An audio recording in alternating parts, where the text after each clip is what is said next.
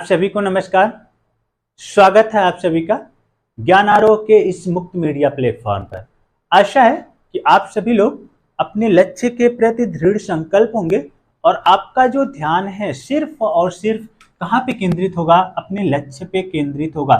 हम लोग UPPSC RO ARO 2023 को केंद्र में रख के, उसे लक्ष्य को ध्यान में रख के आगे बढ़ रहे हैं। हम लोग सामान्य हिंदी देख रहे थे, सामान्य हिंदी के साथ साथ हम लोग और क्या देख रहे हैं, जो कुछ समसामयिक जो घटनाक्रम हैं, जो करंट अफेयर्स के जो कुछ महत्वपूर्ण जो प्रश्न है और उससे संबंधित जो तथ्य हैं उसके ऊपर भी हम लोग चर्चा करते हुए आगे बढ़ रहे हैं। सामान्य हिंदी में हम लोग 60 में 60 लाने का जो हम लोगों का लक्ष्य है, इसी को केंद्र में रख के, ध्यान में रख के हम लोग आगे बढ़ रहे हैं। इसके तहत जो 6 यूनिट दिया है सामान्य हिंदी में, उसमें हम लोगों ने पहली जो यूनिट है तद्भव और तत्सम, ये जो टॉपिक है इसको हम लोगों ने हल कर लिया है, समझ लिया है और इसका अभ्यास भी कर लिया। और हमने समझा भी कैसे है कि हमने इसको रटा नहीं है। जो एक धारणा बनी हुई है कि सामान्य हिंदी में उसमें क्या होता है, उसको हम रटेंगे ही, रटेंगे तभी हमें सामान्य हिंदी में हम कुछ कर पाएंगे, सीख पाएंगे या नंबर पाएंगे। हम लोगों ने इस धारणा को तोड़ने के लिए वचन लिया है और उसी क्रम में आगे बढ़ रहे हैं। हम लोगों ने तद्भव तत्सम समझ करके सीखा है और मुझे उम्मीद है अगर आप लोगों ने ढंग से समझ लिया होगा तो तद्भव तत्सम से कोई भी प्रश्न गलत नहीं होगा। अब इसी क्रम में आगे बढ़ते हुए दूसरा जो टॉपिक है आज हम लोग उस पर चर्चा करेंगे। दूसरा जो टॉपिक है अशुद्धि संशोधन। आज हम लोग जो आरओ में जो हिंदी का जो सिलेबस है उसमें जो दूसरा जो टॉपिक एक और है, टॉपिक 6 टॉपिक में से दूसरा टॉपिक, पहला हम लोगों ने कर लिया, दूसरा क्या है अशुद्धि संशोधन। आज हम लोग इस पे चर्चा करने वाले हैं, इस पे विचार करने वाले हैं और इसको भी हम लोग उसी तरह से करेंगे। इसमें भी हम लोग कुछ भी रटेंगे नहीं। जैसे हम लोगों ने तद्भव तत्सम जो कुछ सामान्य नियम थे उन नियमों को समझते हुए चर्चा करते हुए आगे बढ़े और उसको हम लोगों ने सीख लिया। यही काम हम लोग क्या करेंगे अशुद्धि संशोधन में भी करेंगे। इसमें भी हम लोग क्या करेंगे, कुछ भी रटेंगे नहीं, कुछ भी दिमाग पे प्रेशर नहीं देंगे, बोझ नहीं देंगे, समझते हुए हम आगे बढ़ेंगे और इसको भी हम बड़े आसानी से सीख लेंगे। क्योंकि हम लोगों का जो सिद्धांत है वो क्या है, रटंत विद्या फलंत नहीं, फलंत विद्या रटंत नहीं, कि जो रटी हुई विद्या होती है वो फलती नहीं है और जो फलित विद्या है वो रटी नहीं जाती है। तो हम लोग इसी पे काम कर रहे हैं। आज हम लोग देखेंगे अशुद्धि संशोधन। ये जो टॉपिक है ये बहुत महत्वपूर्ण है। ये आरओ के सिलेबस में तो लगाया ही गया है, यहाँ तो महत्वपूर्ण है ही। ये ऐसे जो विद्यार्थी हैं जो हिंदी से नहीं भी जुड़े हैं उनके लिए भी महत्वपूर्ण है और जो किसी कंपटीशन की प्रतियोगी परीक्षा की तैयारी नहीं कर रहे हैं उनके लिए भी महत्वपूर्ण है। क्यों? क्योंकि अगर हमें कहीं कोई भाषा सीखनी है, कुछ बातचीत करनी है, भाषा के माध्यम से ही हम अपने विचारों का आदान प्रदान करेंगे, तो वो भाषा क्या होनी चाहिए, शुद्ध होनी चाहिए। और हिंदी के साथ ये तो और महत्वपूर्ण हो जाती है हिंदी के लिए अशुद्धि संशोधन। क्यों? क्योंकि हिंदी में क्या है, जो हिंदी भाषा है इसमें है क्या, इसमें जो कुछ बोला जाता है, जो कुछ उच्चारित किया जाता है उसको हूबहू उसी रूप में लिखा जाता है। इसमें कोई दो राय नहीं अंग्रेजी में कि कुछ शब्द, कुछ वर्ण क्या हो जाएंगे, साइलेंट हो जाएंगे या फिर कुछ उड़ जाएंगे, ऐसा नहीं है। हिंदी में क्या है, जो कुछ भी बोला जाएगा, जो कुछ उच्चारित होगा उसका उसी रूप में, लिखित रूप में होगा। अगर यहाँ पे अगर हम उच्चारण सही नहीं करेंगे तो हमारा लेखन गलत होगा। अगर हम उच्चारण गलत करेंगे, लेखन गलत करेंगे, उसका अर्थ क्या हो जाएगा, अर्थ का अनर्थ हो जाएगा। और कहना आप कुछ और चाहेंगे, सामने वाला कुछ और समझेगा और उसके बाद आपका मतलब कुछ और होगा, वहां पे कुछ और मतलब हो जाएगा, आपकी पिटाई शुरू हो जाएगी। मैंने एक शब्द लिखा है परीक्षा, कितना महत्वपूर्ण है, इन कुछ शब्दों से हम लोग समझ लेते हैं। मैंने लिखा है परीक्षा। बहुत सारे, जब मैं मूल्यांकन करता हूँ काफी, वहां देखता हूँ बहुत सारे बच्चे परीक्षा लिखते हैं। परीक्षा में ये छोटी की मात्रा लगाते हैं। परीक्षा का अर्थ क्या होता है, जांच करना, मूल्यांकन करना। आपकी जांच होती है कि आपने साल भर क्या पढ़ा है, उसी की जांच होने के लिए आप एग्जाम देने जाते हैं, परीक्षा देने जाते हैं, कंपटीशन की तैयारी करते हैं कि आपने कितना पढ़ा है, जितनी उसकी मानक है, जो आयोग उतना मानक तैयार किया है तो आपका वहां सिलेक्शन हो जाएगा। तो परीक्षा का क्या अर्थ है, जांच पड़ताल करना या मूल्यांकन करना। तो लेकिन अगर ये जो परीक्षा आपने लिख दी तो फिर क्या होगा, आपका मूल्यांकन नहीं होगा, आपकी जांच पड़ताल नहीं हो जाएगी, आपका क्या हो जाएगा, कीचड़ हो जाएगा। सब कुछ जो कुछ आपने मेहनत की है सब कुछ एग्जामिनर क्या करेगा, उसमें कीचड़ मिला देगा। क्योंकि ये जो परीक्षा है, इस परीक्षा का अर्थ क्या होता है, कीचड़ होता है। इसमें छोटी की मात्रा होगी र में, इसका अर्थ क्या होता है, कीचड़ होता है, जो परीक्षा, ये जो शुद्ध शब्द है बड़ी की जिसमें मात्रा होती है, इसका क्या अर्थ होता है? जांच करना या मूल्यांकन करना, इसका होता है। जो एग्जाम आप देने जाते हैं या फिर जो आप अपना मूल्यांकन करते हैं उसे क्या कहते हैं? परीक्षा कहते हैं। लेकिन ये परीक्षा क्या होती है? इसका अर्थ होता है कीचड़। तो ये भूल के गलती से मत लिख के आइएगा, नहीं तो फिर एग्जामिनर क्या करेगा? आपकी जांच को कीचड़ में तब्दील कर देगा। तो आपके लिए, सेहत के लिए वो नुकसानदायक है। एक और शब्द ले लेते हैं, बहुत चर्चा में रहता है, स्वजन। स्वजन, जन का अर्थ क्या होता है? लोग। स्व मतलब अपने, जो अपने लोग हैं, जो अपने सगे संबंधी हैं, जो करीबी हैं, उनके लिए क्या शब्द प्रयोग होता है? स्वजन।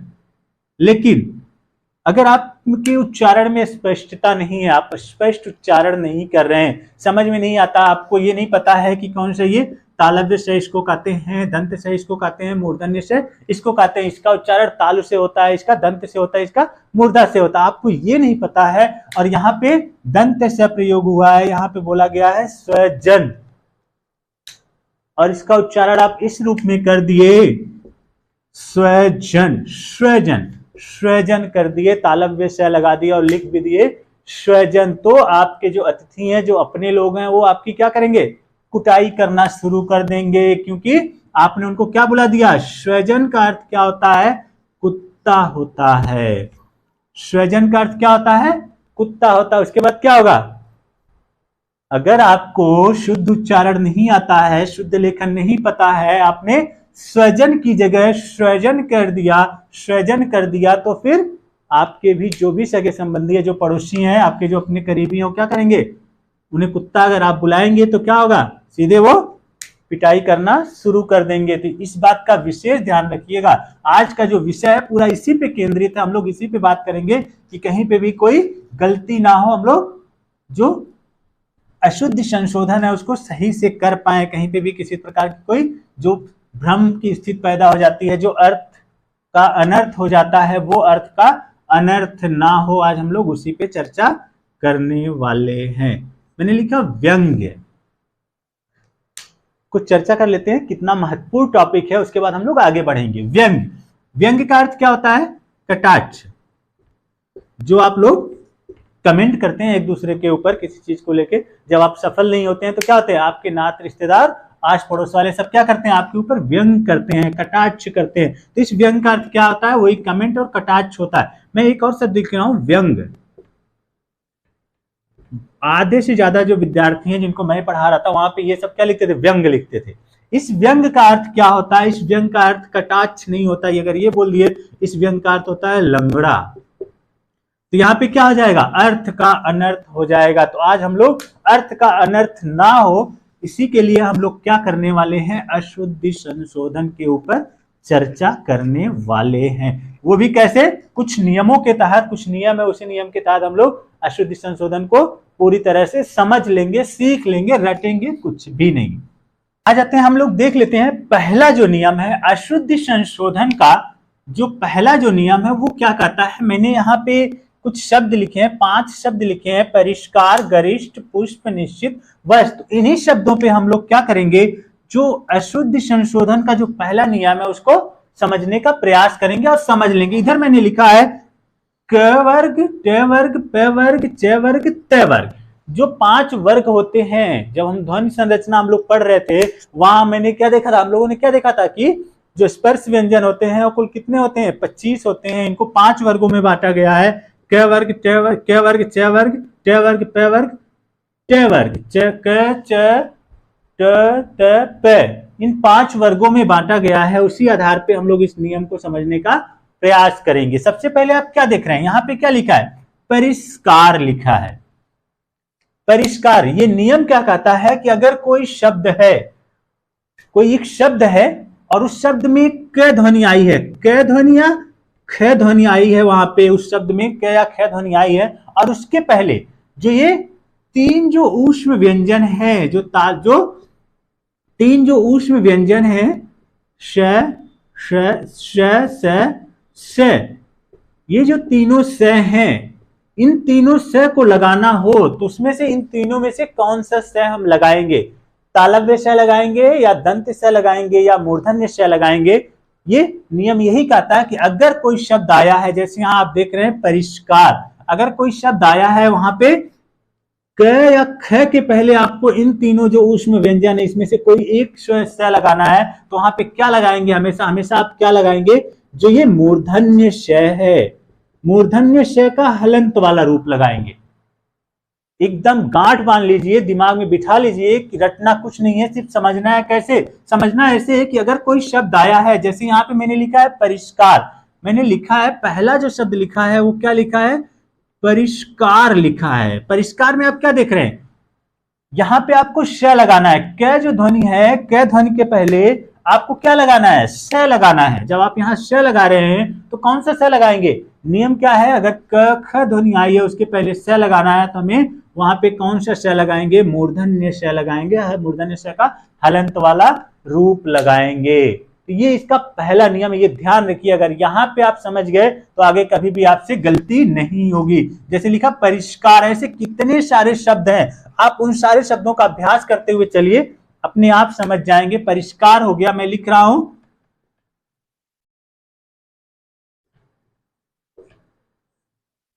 ऐसे कुछ शब्द देख लीजिए।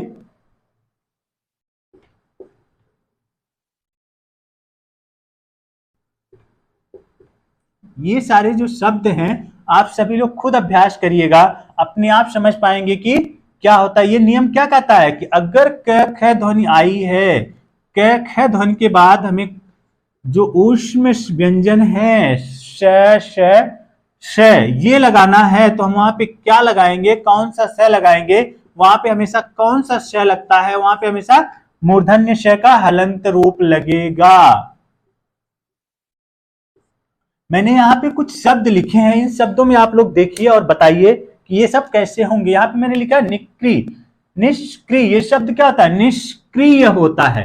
आपको यहाँ पे ये तीनों में से एक श लगाना है, यहाँ दंत श लगाएंगे, तालव्य श लगाएंगे या मूर्धन्य श लगाएंगे, यहाँ पे कौन सा स लगाएंगे। अगर आपने ये नियम समझ लिया तो फिर कभी भी आपको सोचने की जरूरत नहीं पड़ेगी, आप निसंकोच आप क्या लगाएंगे, यहाँ पे मूर्धन्य श का हलंत वाला रूप लगाएंगे। क्यों? क्योंकि किसके पहले हमें लगाना है, क ध्वनि के पहले लगाना है। अगर क ध्वनि के पहले इन तीनों में से कोई श लगाना है तो हम कौन सा स लगाएंगे, मूर्धन्य श का हलंत वाला रूप लगाएंगे। ऐसे ही निकलंक, यहाँ पे क्या होगा, निष्कलंक, यहाँ पे क्या लगाएंगे, मूर्धन्य वाला श लगाएंगे। यहाँ पे पुष्कर, इसमें कौन सा स लगेगा, जो कि क ध्वनि है, क ध्वनि है, इसलिए यहाँ पे भी कौन सा लगेगा, मूर्धन्य वाला श लगेगा। शुष्क, यहाँ पे भी क ध्वनि है, क ध्वनि के पहले हमें श लगाना है, तो यहाँ पे कौन लगेगा, मूर्धन्य ध्वनि का हलंत वाला रूप लगेगा। दुष्कर्म, दुष्कर्म में भी क्या है, यहाँ पे क ध्वनि है, क ध्वनि के पहले लगाना है, इसलिए यहाँ पे कौन सी ध्वनि लगेगी, मूर्धन्य ध्वनि का ये हलंत वाला रूप लगेगा। और आज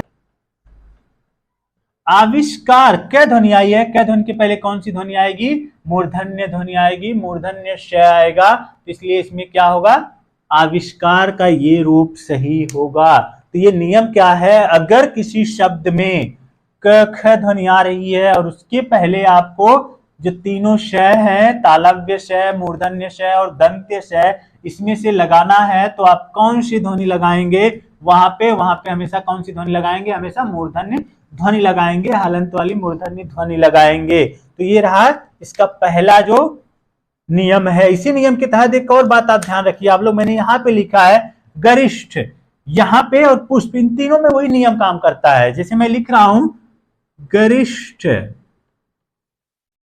उसमें हम लोगों ने देखा था क ख, अब यहाँ पे हम देख रहे हैं ट ठ।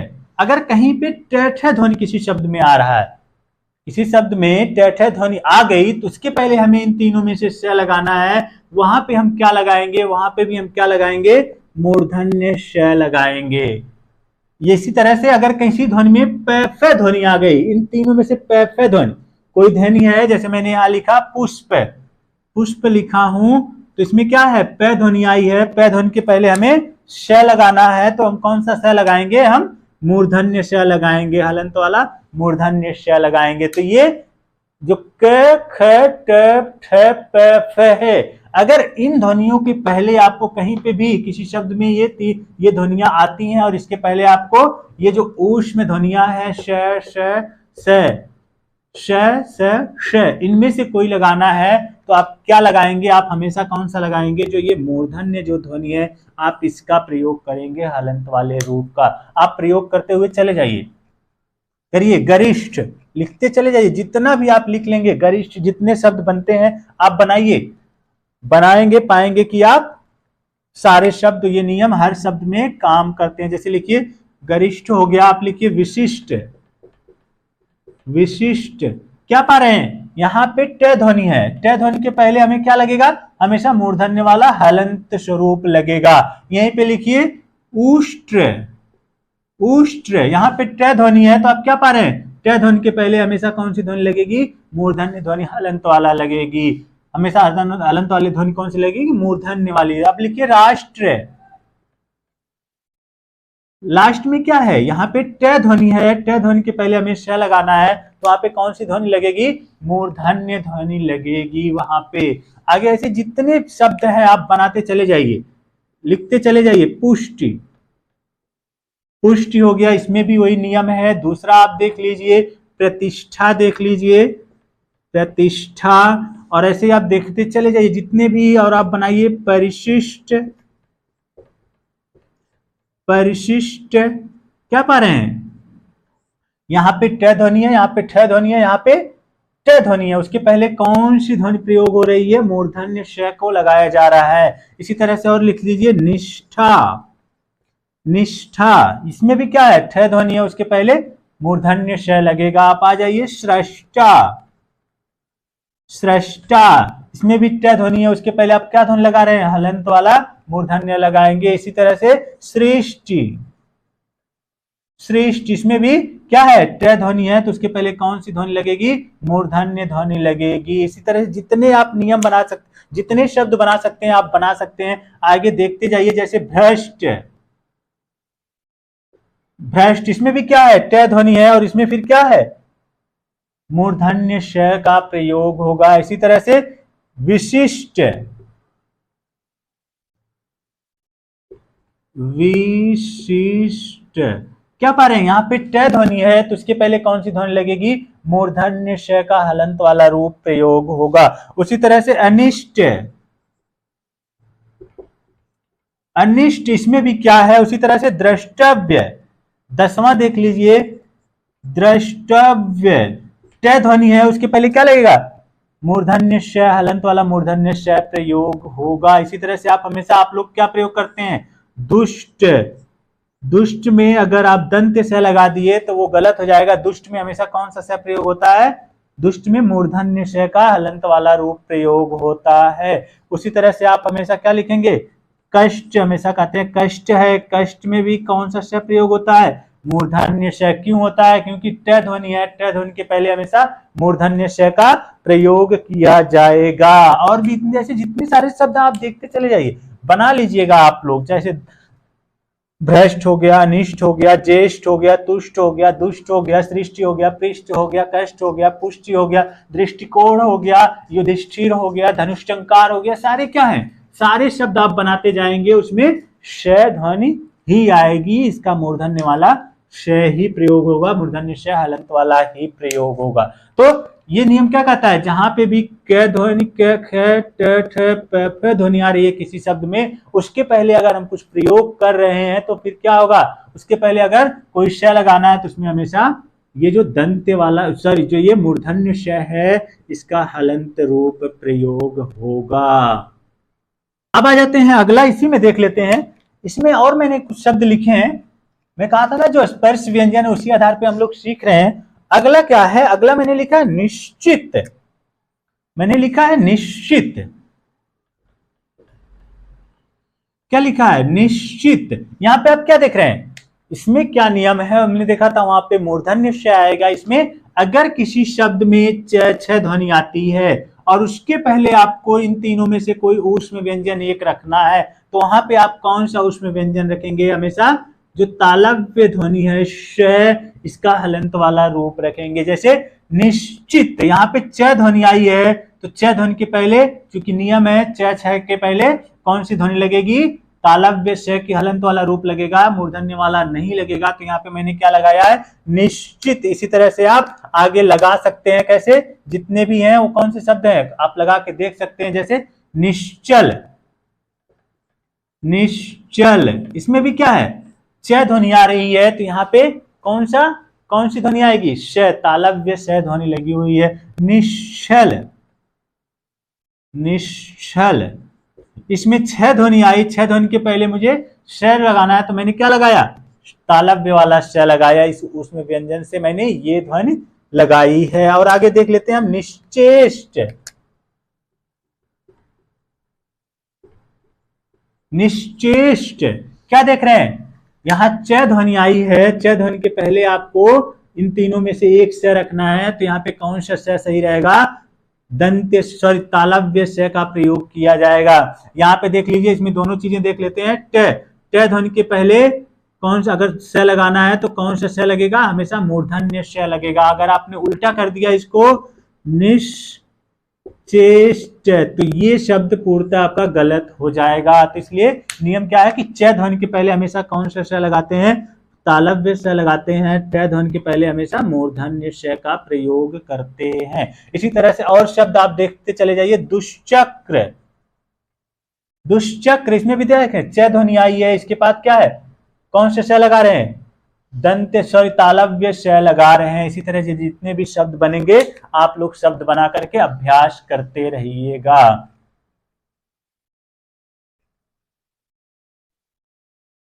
और अब आ जाते हैं, अगला जो है मैं क्या लिखा हूं, वस्तु, वस्तु शब्द लिखा हूं। इसमें क्या देख रहे हैं, लास्ट में तय ध्वनि, तय ध्वनि के पहले हमें क्या लगाना है, स लगाना है इसमें से। तो वहां पे क्या प्रयोग होगा, नियम क्या है, तय के किसी शब्द में तय ध्वनि आई है और उसके पहले आपको इन तीनों में से कोई एक स्वर लगाना है।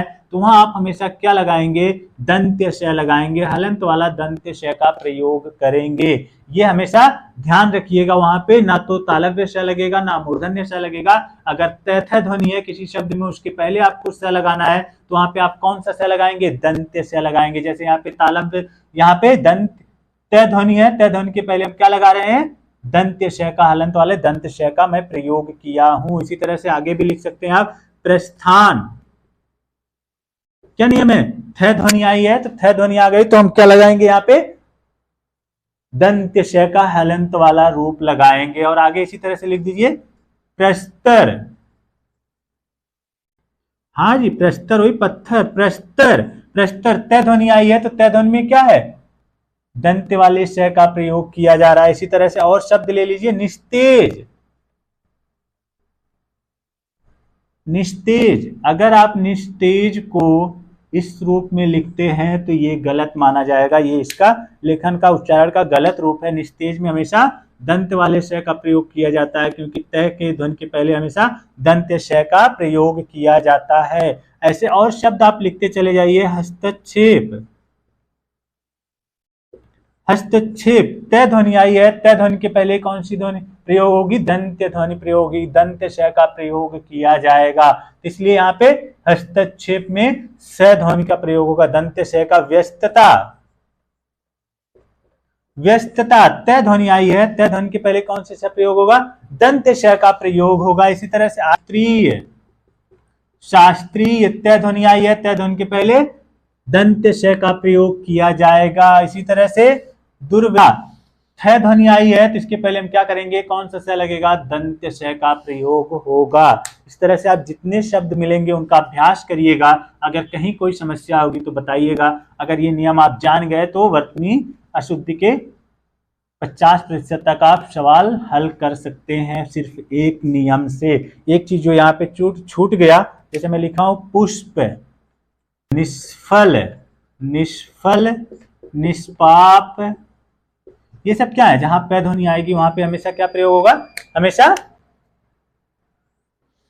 मूर्धन्य श का प्रयोग होगा। तो ये नियम रहा जो अशुद्धि संशोधन का ये पहला नियम है। इस नियम में क्या कह रहा है कि अगर कोई शब्द है, उस शब्द के पहले, अशुद्धि संशोधन के पहले नियम में क्या कहा जा रहा है, अगर कोई शब्द है, जैसे कोई शब्द आया है, उस शब्द में ख ध्वनि आई है या फिर ठ ध्वनि आ रही है या फिर फ ध्वनि आ रही है, और उसके पहले आपको ये जो ऊष्म व्यंजन है, तीन जो श है, इसमें से कोई एक स लगाना है, तो आप वहां पे कौन सा स लगाएंगे? वहां पे आप हमेशा क्या लगाएंगे? मूर्धन्य श का हलंत वाला रूप लगाएंगे। ये आंख मूंद के इस पे आप कौन सा श लगाएंगे? मूर्धन्य श का हलंत वाला। लेकिन अगर वहीं पे कहीं च छ ध्वनि आ गई, किसी शब्द में च छ ध्वनि आ गई और आपको इन तीनों में से कोई एक स लगाना है, तो वहां पे आप कौन सा श लगाएंगे? तालव्य श का प्रयोग करेंगे।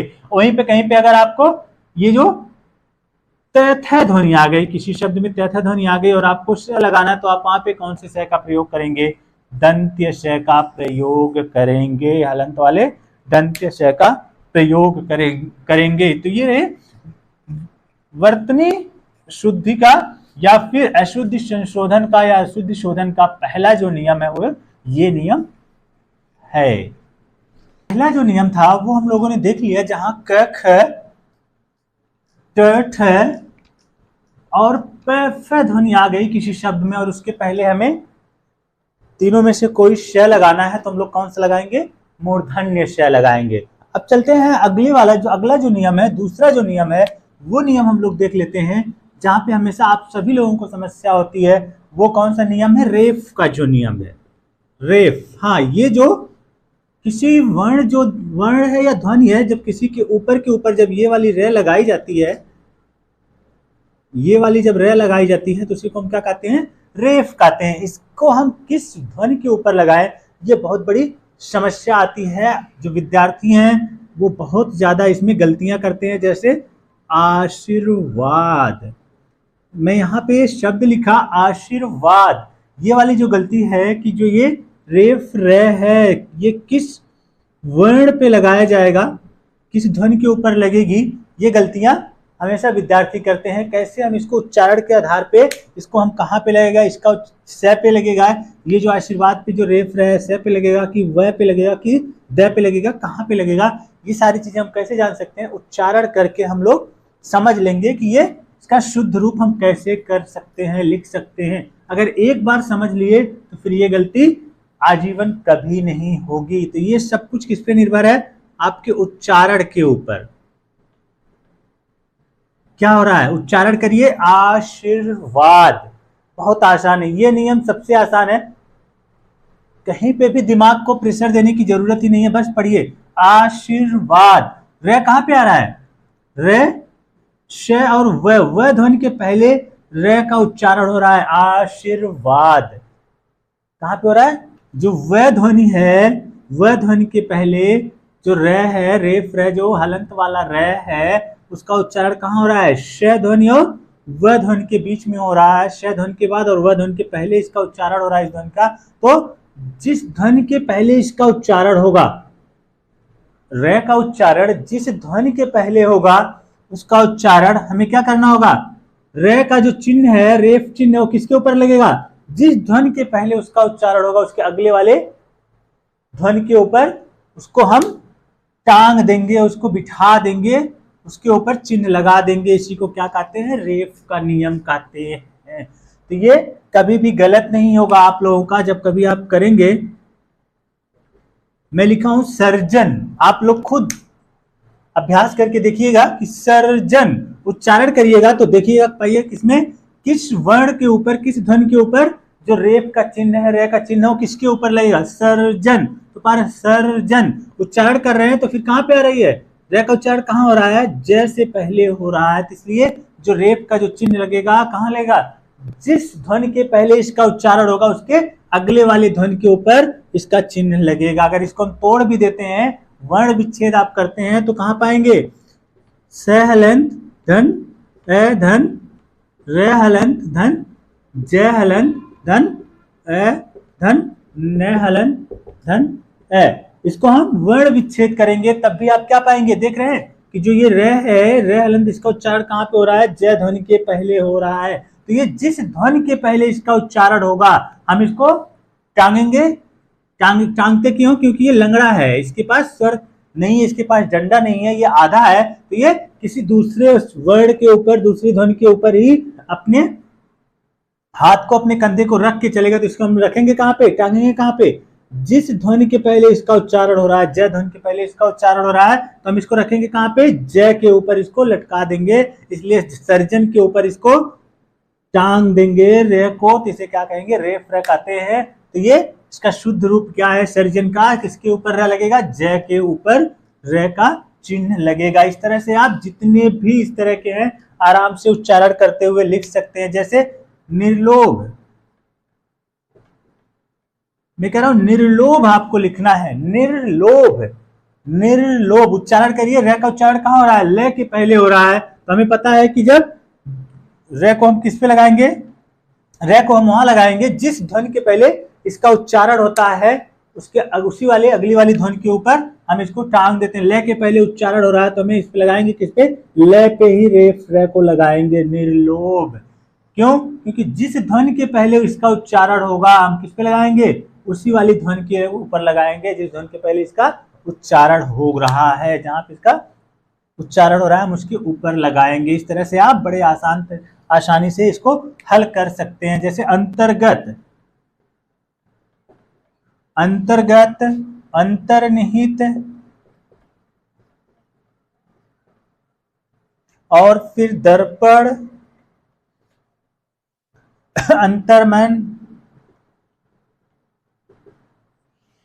पुनर्जीवित, राष्ट्रीय,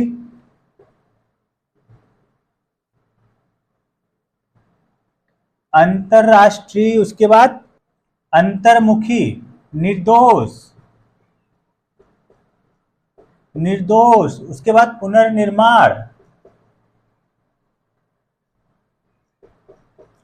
पुनर्निर्माण। ये मैंने कुछ शब्द लिखे हैं, आप लोग खुद इसको हल करिए और देखिए कहाँ पे जो रेफ रे है हम किस ध्वनि के ऊपर लगाएंगे। कैसे पता करेंगे कि उच्चारण जब आप करेंगे तो जिस ध्वनि के पहले रे का उच्चारण होगा हम क्या करेंगे, उसी ध्वनि के ऊपर लगाएंगे जिस ध्वनि के पहले रे का उच्चारण हो रहा होगा। तो ये करिए, कैसे होगा, अंतर्गत, रे का उच्चारण ग के पहले हो रहा है तो रेफ रे का चिन्ह कहाँ लगाएंगे, ग के ऊपर लगाएंगे। अंतर्निहित, अंतर्निहित, रे का उच्चारण न ध्वनि के पहले हो रहा है तो हम रेफ का चिन्ह किस पे लगाएंगे, न के ऊपर लगाएं। दर्पण, दर्पण, दर्पण, रे का उच्चारण कहां हो रहा है, पे ध्वनि के पहले हो रहा है तो हम रेफ का चिन्ह किस पे लगाएंगे, पे के ऊपर लगाएंगे। अंतरमन, अंतर, रे का उच्चारण कहां हो रहा है, मैं से पहले हो रहा है तो रेफ का चिन्ह किसके ऊपर लगेगा, मैं पे लगेगा। पुनर्जीवित,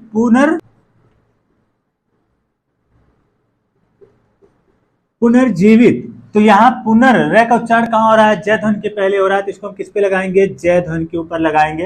अंतरराष्ट्रीय, अंतरराष्ट्रीय, इसमें जो रे ध्वनि है रे के पहले उच्चारण हो रही है तो इसको हम रे के ऊपर इसको लगाएंगे। और यहाँ पे देखिए, यहाँ पे ट है तो इसके पहले कौन सा स लगा हुआ है, मूर्धन्य श का उच्चारण हुआ है।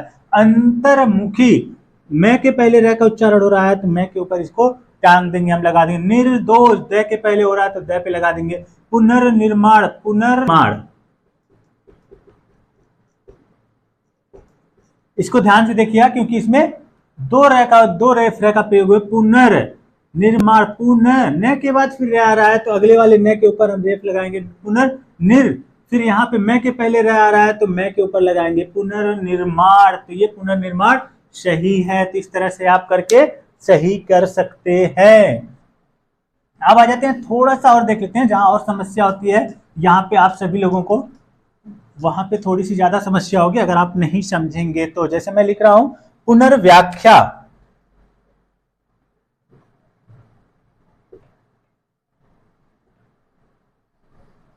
पुनर्व्याख्या, पुनर, अगर कहीं कोई ऐसा शब्द है वहां पे एक जो आधा वर्ण है, जो आधी ध्वनि है उसके पहले रे का उच्चारण हो रहा है, तब हम किसके ऊपर लगाएंगे, किसके ऊपर टांगेंगे, ये ध्यान देने योग्य है। पुनर्व्याख्या, जब ये खुद पहले से ही लंगड़ा है तो ये अपने ऊपर किसी को ढोएगा नहीं, तो फिर रे का उच्चारण कहां हो रहा है, पुनर्व्या, व के पहले रे का उच्चारण हो रहा है, यहाँ पे रे का उच्चारण हो रहा है। क्योंकि इसके अगला वाला जो वर्ण है, इसके अगली वाली जो ध्वनि है वो क्या है, वो आधी है, ये अपने ऊपर किसी को लाद के नहीं ले जा सकती, तो ये किस पे ठेल देगी, ये ध्वनि जो है अगली वाली ध्वनि के ऊपर ठेल देगी। तो जो रे का जो चिन्ह है वो कहां लगेगा, य पे लगेगा। पुनर्व्याख्या कहां लगेगा, क्यों, र का उच्चारण कहाँ हो रहा है, वह ध्वनि के पहले ही हो रहा है र का उच्चारण, लेकिन वह ध्वनि क्या है, अधूरी है, स्वर नहीं है। तो ये क्या कर रही है, अपने कंधे पे र को नहीं ढो पाएगी, इसलिए क्या ट्रांसफर कर दे रही है, किसके ऊपर, यह ध्वनि के ऊपर ये ट्रांसफर कर दे रही है। तो ये कहाँ पे लगेगा, पुनर्व्याख्या। इसी तरह से आप पुनर्ख्यात, इस पे कहाँ लगेगा, पुनर, ख के पहले है तो ख अधूरा है, तो यह पे पुनर्ख्यात ही हो जाएगा। तो ये इस तरह से आप लोग कर सकते हैं, देख सकते हैं। एक और है पुनर्मूल्यांकन। पुनर्मूल्यांकन मैं के ऊपर लगेगा तो ये क्या हो जाएगा, पुनर्मूल्यांकन हो जाएगा।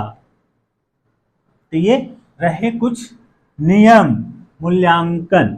दूसरा जो नियम है वो क्या है, रेफ रे का नियम है कि हम जो रे का जो चिन्ह है, जो आधार है रे है, जो क्या है, जो स्वर रहित रे है उसको हम किसके ऊपर लगाएंगे। ये जो है इसका जो नियम है ये हम लोगों ने देख लिया, पहला हम लोगों ने देख लिया था। तो आज के लिए जो आज की वीडियो, आज के लिए बस इतना ही। आगे आप लोग पढ़ते रहिए, इसमें कुछ और दो एक प्रमुख जो नियम है जो आप लोगों को, जो ये वर्तनी जो शुद्धि है या अशुद्धि संशोधन है, ये जो समझने में बहुत लाभदायक सिद्ध होगी। वो सारे जो नियम है बहुत लाभदायक होंगे, बस जुड़े रहिए, देखते रहिए। कुछ और नियम होंगे तो सीखने में और आसानी हो जाएगी। तो आज के लिए बस इतना ही। अगली वीडियो में कुछ नई जानकारी के साथ मैं पुनः उपस्थित होऊंगा। तब तक के लिए आप सभी को बहुत बहुत आभार।